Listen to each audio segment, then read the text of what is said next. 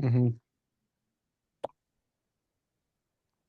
Hey, I'd like to introduce my roommate. This is Diego Rocha, and he's going to be my audience today. Okay. So,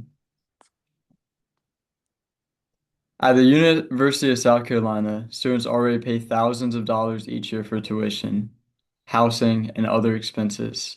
But on top of that, a lot of students are also forced to pay nearly $900 a year just to park on campus. At that point, parking is no longer just a convenience, it becomes a barrier.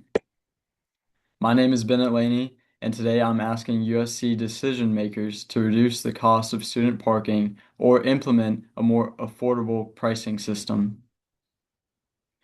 Currently, a garage parking permit costs about $440 per semester, or $880 per year. According to the USC official parking website, these prices are standard for students who need reliable access for campus. However, for many students, especially commuters like me, parking is not optional. It is a necessary to attend class.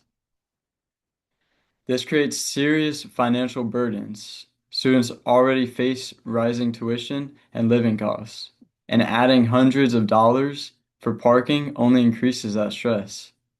According to the College Board, the overall cost of college has steadily increased over time, making affordability a major concern for students nationwide. In addition to costs, parking also impacts access to education. A recent article from the Daily Gamecock explains how high parking prices can limit equal access for students, especially those coming from a low income background.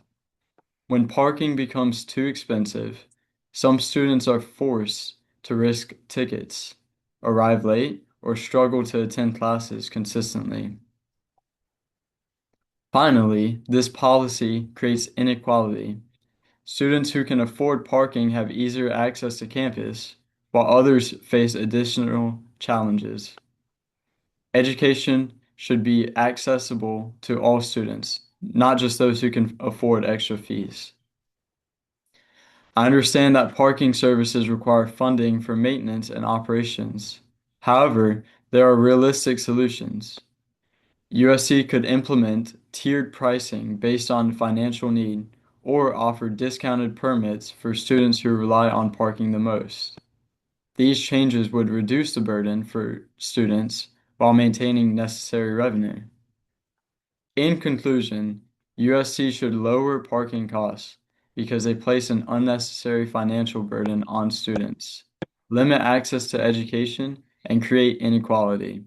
I urge USC decision makers to take action and create a more affordable and accessible parking system for all students.